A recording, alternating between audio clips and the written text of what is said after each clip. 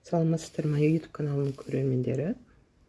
Бүгін сіздермен бұршақтың қайнатпа түрін жасайтын боламыз. Видеоның соңына дейін көріп, лайк басып, тіркеліп, комментарий жазып отырыңыздар. Сонымен бізге керегі бұршақ, ноут, ет, сүйекті ет алдым. Құйрығыменен sarımsak, болгар бұршық, қызанақ, пияз және картошка керек. Ноутымызды, бұршағымызды түнде суға салып қойғанмын.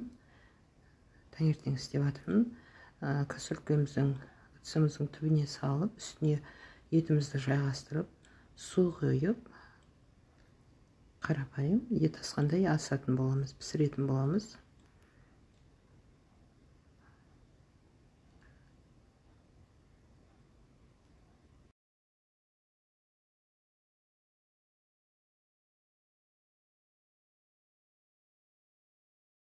Міне сорпамыз біздің қайнай бастады. Жақсылап көбігін аламыз. Бұл кеше тұздалған ет болатын, сондықтан да тұз салмадым. Сорпасы әбден қайнағаннан кейін дәміне қарап тұз салатын боламын. Енді пиязын, сәбізін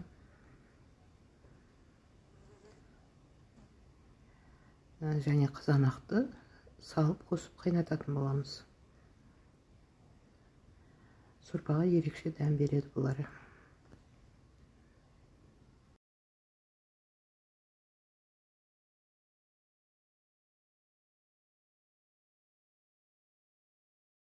Міне біздің сорпамыз жақсы қайнап жатыр. Қайнап 2 сағаттай болды қайнағанына. Үстіне болгар бұршын, картошкамызды салып, енді қайнататын боламыз.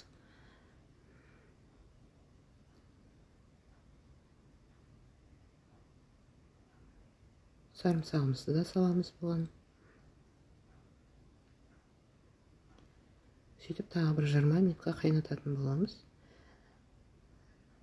Міне біздің сорпамыз дайын болды.